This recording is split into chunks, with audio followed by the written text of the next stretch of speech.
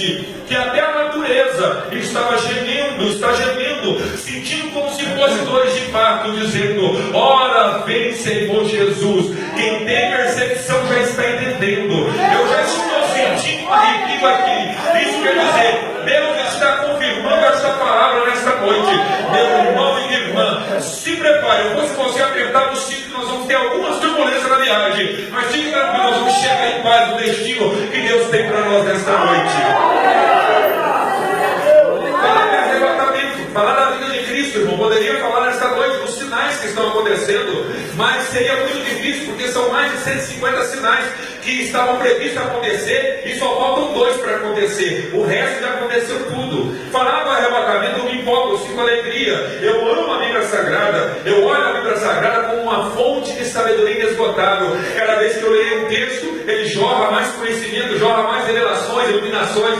E olha que eu tenho para você nesta noite. Falar de arrebatamento, pastor, mas espera aí, você vai falar de arrebatamento. Eu nem sei o que significa isso. Se eu falar 3 vezes, eu acho que eu fui batizado com o Espírito Santo, porque é uma palavra muito longa, arrebatamento.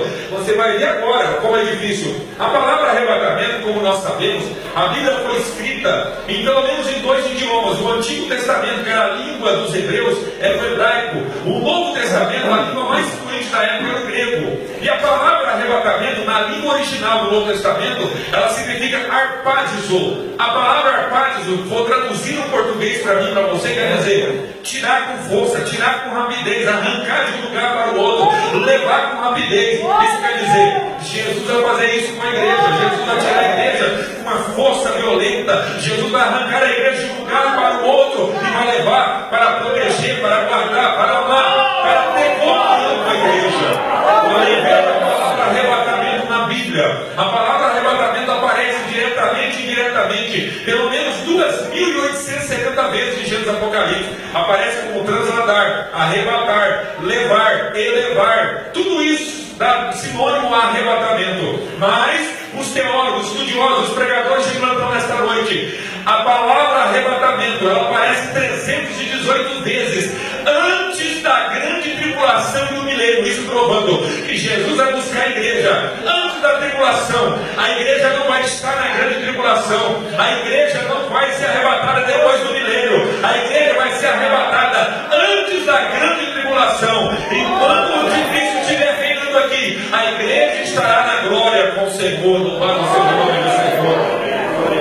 Mas quando eu vejo a palavra arrebatamento, irmãos, eu vejo na Bíblia Jesus falando na Bíblia sobre arrebatamento. Ele disse que o arrebatamento será dos ares. Ele disse que o arrebatamento será como um ladrão. Peraí, como um ladrão? Quer dizer que Jesus vai pegar a igreja de surpresa? Negativo. Jesus não vai pegar a igreja de surpresa. Por quê? Seria inconveniente. A igreja tem que estar preparada, como uma noiva ataviada, pronta, preparada para o casamento.